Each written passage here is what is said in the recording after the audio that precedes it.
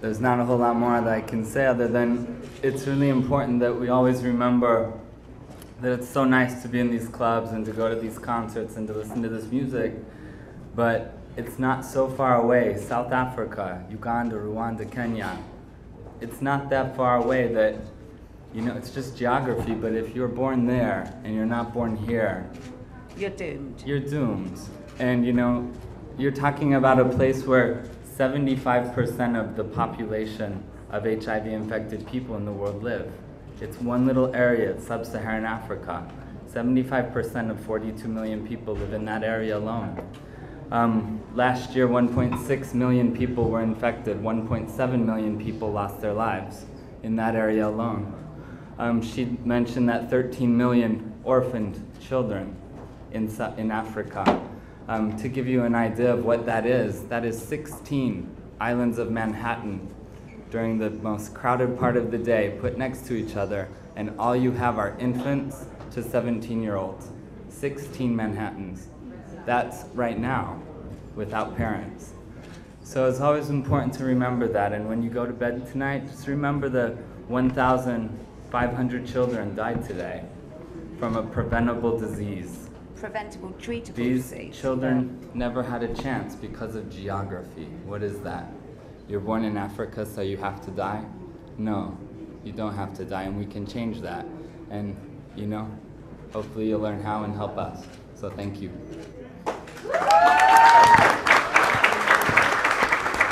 I want to ask everybody in this room, how many of you, by the raise of hands, know someone that has HIV/AIDS, had a family member that died of HIV/AIDS? So everybody in this room has been not only infected, but affected. And as long as we keep silence, first of all, the only way we can tell somebody about being tested and about caring for other people if we get tested ourselves. There are far too many people not being tested for HIV. It is absolutely ridiculous. And I hear stories like, I don't want to get tested because I don't want to know. What kind of crap is that? You don't want to know. And you have children. I was in Atlanta at the heightened national response to HIV and AIDS crisis for African Americans. And we all just walking around here like it does not, we can't get it. All it takes is one time.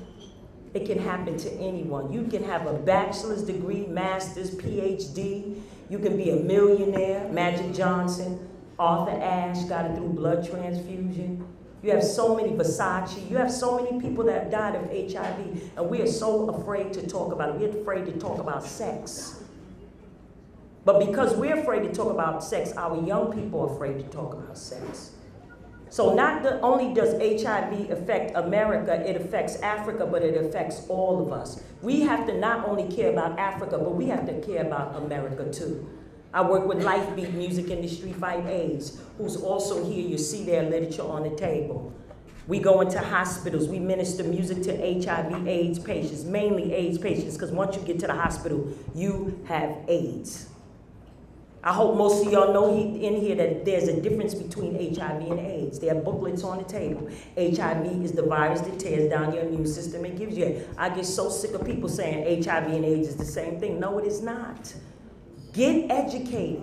Your T cells are what determine you to have AIDS. Once your T cells go under 200, and or you get an opportunistic infection, which I had PCP pneumonia, and I had MAI, Macrobacterium avium complex. And you have Kaposi sarcoma, meningitis. You have so many different opportunistic infections. There's 26. If you get STDs, or STIs, whatever they name, which is herpes, which is not curable. HPV, human papillomavirus, which is not curable. You have a gonorrhea and a syphilis that does not respond to antibiotics. Do y'all know all this information? Yeah. 2 or 3 people say yes. Everybody in this room. Because why? When you go back home, you might not have children, but you can educate someone else. And that is the only way we're going to bring these numbers down. It's not giving out condoms every day. Yes, that helps, but guess what? It's us sharing information with each other, not being afraid. I go in the elevator. You been tested? Lady, you crazy. I don't care. You right, I'm crazy. We have to be comfortable with talking about, like we talk about fashion and Sean P. Diddy and the latest records coming out. And do you have the Prada shoes on and that $5,000 bag? We got to be comfortable about who we are and how we're going to save this world. Because this world is dying, and it's not only from HIV and AIDS, it's just from people who lost the love. We have to give love and hope to everyone that you meet. Stop getting on the train frowning. If you don't like your job, quit then, and pray for a new one. Put it in the hands of God. Let him do the work. I have 2 commercials out. They told me I was going to die 10, 13 years ago. My mother thought I was going to die. And guess what? God lifted me. See, when I was in that hospital, 95 pounds, 1 week turned into 6.5 weeks.